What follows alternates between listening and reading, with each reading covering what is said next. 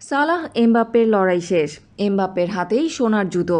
রোববার রাতেই শেষ হয়ে গেল ইউরোপের শীর্ষ ৫ ঘরোয়া লিগের ২০২৪-২৫ মৌসুম।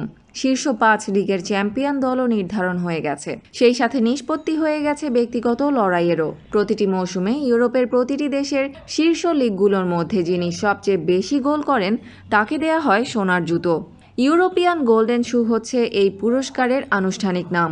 ইউরোপের সব লিগই আলাদা করে মৌসুমের সর্বোচ্চ গোলদাতাকে দেয়া হয় গোল্ডেন বুট পুরস্কার। তবে ইউরোপিয়ান গোল্ডেন শু তাকেই দেয়া হয় যিনি পুরো ইউরোপের সব লিগ মিলিয়ে গোলের জন্য সবচেয়ে বেশি পয়েন্ট পান।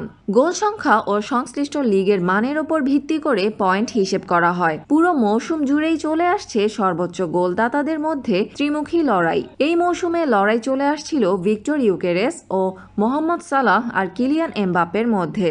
কিন্তু শেষ মুহূর্তে এসে লড়াই জমে উঠলেও ইউরোপিয়ান গোল্ডেন শু জিতে নিয়েছেন কিলিয়ান এমবাপ্পেই। চলতি মৌসুমে রিয়াল মাদ্রিদের শেষ ম্যাচে জোড়া গোল করে নিজেকে প্রায় ধরাছোঁয়ার বাইরে নিয়ে যান এমবাপ্পে। নতুন নিয়মে উয়েফা কোএফিসিয়েন্ট র্যাঙ্কিংয়ে শীর্ষ ৫ লিগে করা প্রতিটি গোলকে ২ দিয়ে গুণ করে পয়েন্ট দেওয়া হয়, কিন্তু ৬ থেকে ২২ র্যাঙ্কের লিগের গোলগুলোকে গুণ করা হয় ১.৫ দিয়ে। লা লিগা যেহেতু র্যাঙ্কিংয়ে ৩-এ আছে, আর এমবাপ্পে স্প্যানিশ লা লিগায় নিজের অভিষেক মৌসুমেই করেছেন ৩১ গোল, তাই এমবাপ্পে ৩১ গোলের দ্বিগুণ ৬২ পয়েন্ট পেয়েছেন। এমবাপ্পের চেয়ে ৮টি গোল বেশি করেও পর্তুগিজ লিগের স্পোর্টিং সিপির ভিক্টর ইউকেরেস ৫৮.৫ পয়েন্ট নিয়ে হয়েছেন দ্বিতীয়। কারণ উয়েফা কোএফিসিয়েন্ট র্যাঙ্কিংয়ে ৭ নম্বরে আছেন পর্তুগিজ লিগ। সুইডেনের এই স্ট্রাইকার পর্তুগিজ লিগে করেছেন ৩৯ গোল।